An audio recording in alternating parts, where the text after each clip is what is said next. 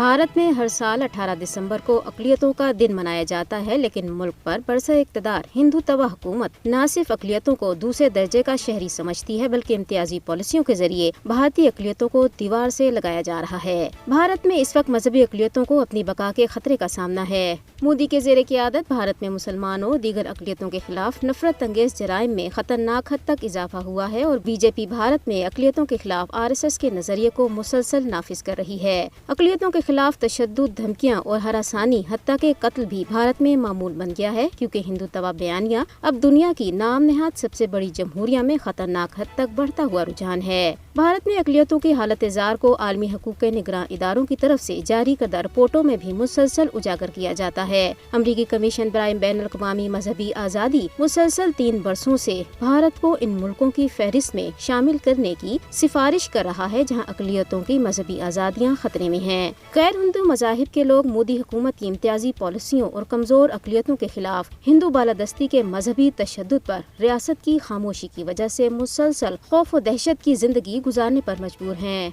मोदी हुकूमत ने अक़लियतों को हरासा करने और तशद्दुद का निशाना बनाने की गर्ज से मुल्कगीर मुहिम्मात के लिए भी इस्तिस्ना का कल्चर बनाया है। भारतीय सुप्रीम कोर्ट ने बिल्किस बानो की नजरसानी की उस दरख्वास्त को खारिज कर दिया है, जिसमें अदालत के उस फैसले को चैलेंज किया गया था जिसके तहत गुजरात हुकूमत को 1992 के जेल कवानीन के मुताबिक आबरूरेजी में मुलव्वस 11 मुजरिमों को रिहा करने की इजाजत दी गई थी। अमेरिका में ईसाई तंजीमों की तरफ से हिंदू इंतहा पसंद तंजीम ग्लोबल हिंदू हेरिटेज फाउंडेशन की सरगर्मियों के खिलाफ शदीद एहतजाज किया जा रहा है, जिस पर इल्जाम है कि उसने भारत में गिरजा घरों को तबाह करने के लिए अमेरिका में चंदा जमा करने की मुहिम शुरू कर रखी है। मकबूजा कश्मीर के जिला रामबन के इलाके मारूग में जम्मू श्रीनगर हाईवे पर 400 मीटर तवील 4 रोया सुरंग का एक बड़ा हिस्सा गिर गया है, जिसके बाद मकबूजा इलाके में नाकिस तामीरात पर सवालात उठाए जा रहे हैं।